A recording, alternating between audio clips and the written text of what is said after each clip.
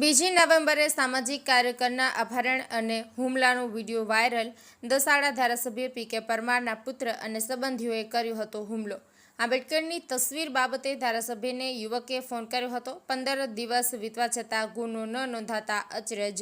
સુરેન્દ્રનગર જિલ્લાના દસાડા તાલુકાના પાનવા ગામમાં યુવાન રાજરત્ન નાગવંશીને દસાડા ધારાસભ્ય પી.કે. પરમારના પુત્ર અને સંબંધીઓ દ્વારા ગત 2 નવેમ્બરે ઢૂર માર મારવામાં આવ્યો હતો, જેનો વિડીયો સોશિયલ મીડિયામાં વાયરલ થતાં ચકચાર મચી જવા પામ્યો છે।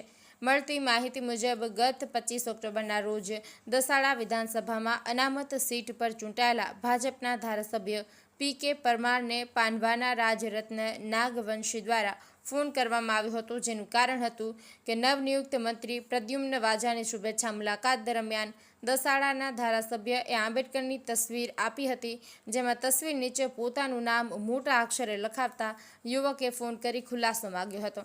ત્યારે દસાડા ધારાસભ્ય પી.કે. પરમાર પ્રથમ સારી રીતે વાતચીત કર્યા બાદ ઉશ્કેરાયા હતા અને ગાળો ભાંડી હતી।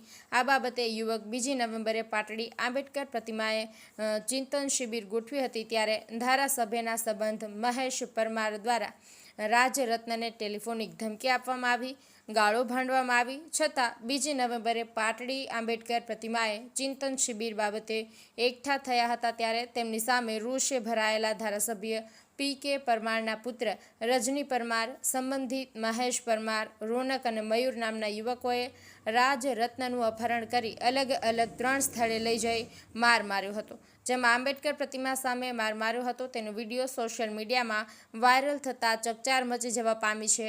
બનાવમાં રાજરત્નને હાથમાં ફ્રેક્ચરની ઈજા પહોંચી છે, છતાં હજુ સુધી પોલીસ દ્વારા ગુનો નોંધવામાં આવ્યો નથી।